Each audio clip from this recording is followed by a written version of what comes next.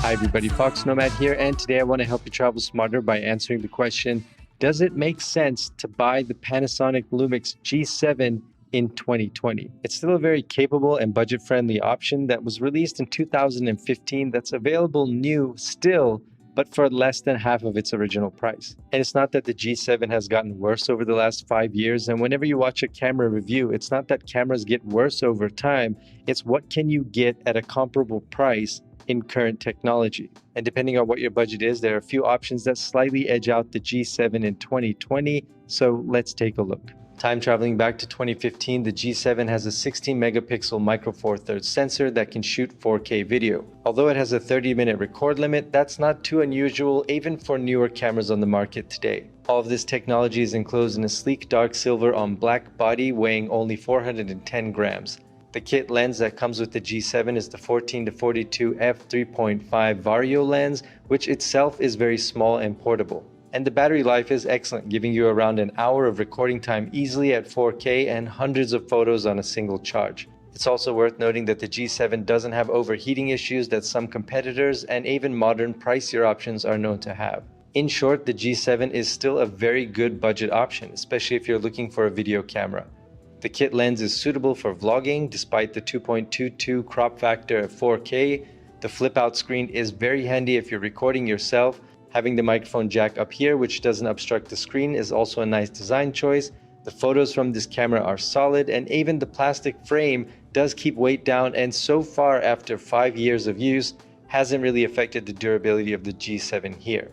But the problem with the G7 in 2020 is the G85. The G85 is the direct successor to the G7, and I compared both cameras a couple years ago, and it came down to really price at that point. Yes, the G85 does have some features that make it a superior camera to the G7, but at that time there was a $500–600 price range between the two. But since then, in 2020, right now, the G85 is only $200 more than the G7. It comes with a 12-60mm Vario lens, which is a superior lens, gives you a wider focal range. And the G85 has always been a camera that you have to price watch because its price has always fluctuated quite a bit over the years. You can usually find this on sale. Even when it came out, when it was $1,200 with the kit lens, it would go down to $700, then jump up to $900. But these days, it's selling for about $700, and you can often find it on sale for $500 with the kit lens, which bumps it right into the price of the G7. When I first compared these cameras back in 2017, some of the main differences were in the body build. The G7 isn't weather sealed like the G85, for example. The G85 also has an all-metal body, heavier but presumably more durable. They've got the same 16 megapixel sensor, but the G85 adds 5-axis in-body stabilization that works in tandem with the 12-60mm lens. And for all the issues both of these cameras have with autofocus, both of them are terrible. The stabilization is excellent and noticeable, particularly when you're going handheld. And I'll just put the camera right now next to the G85 so you can see the difference. So we've got 14mm and 12mm. So you can see the difference between those 2mm. Both of these cameras are shooting in 4K. They both have a 4K crop. The G7 crops in just slightly more than the G85. What that means is when you're shooting in 4K, it's going to crop in on the sensor a little bit, so you're not really getting 12mm. You're actually getting on a 35mm equivalent. You're going to multiply that by 2.22 times. So that's the equivalent you would get at 35mm at full frame. So you can see what that looks like here. But if I shoot now in 1080, you're going to see the difference in that crop. So let me just switch this over. And now we have 1080. So you can kind of see the difference now. I've got a much wider field of view. So if you don't want to shoot, or you don't necessarily have to shoot or want to shoot in 4K, then you can get a much wider field of view when you're shooting in 1080, which is still HD, which is great. So the G85 right now is recording at 4K. You can see that crop there, but it's still a wider look just because of the lens. But on the G7, if you really want to get sort of this vlogging look, you probably want to shoot in 1080. Otherwise, the lens is just a little bit cropped in like this, a little bit too close. And to give you just one final microphone check, this is the inbuilt microphone from the G7, so you can hear what that sounds like. And now I'll just switch over to this microphone here. It should sound a lot better, but overall, otherwise, a very, very capable vlogging option.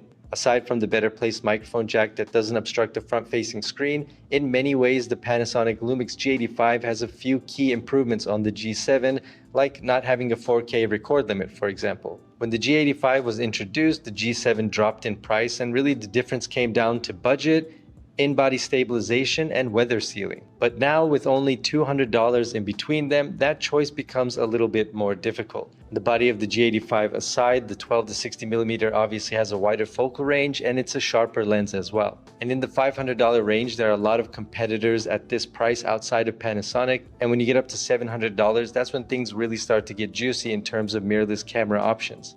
Panasonic does have a tendency to keep their camera bodies available for a long time. It's why the G7 and the G85 can still be purchased new, despite the G95 succeeding both of them. The roughly $200 between each of these cameras gives you a lot of nuanced choices to work with, plus a larger range of budget to choose from.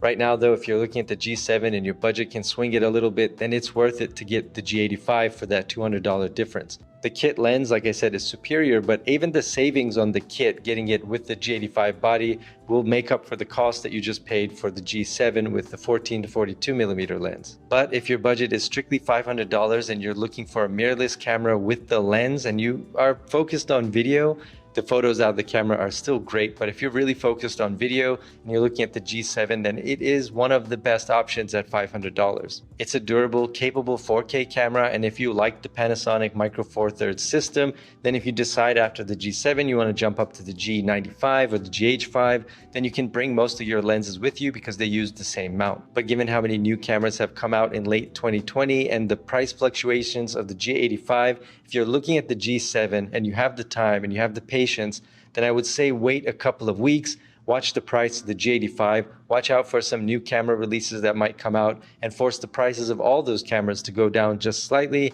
and it might save you a little bit on a new camera. Either way, you're going to get a great camera and lens for $500, but if you wait a little bit, that just might determine which camera that is for you. Let me know if you have any questions about the G7 or the G85 or any of those budget camera options down in the comments below, and while you're down there, hit the like and subscribe buttons. I'll have new videos for you every week. Thanks for watching, and I'll see you in the next video.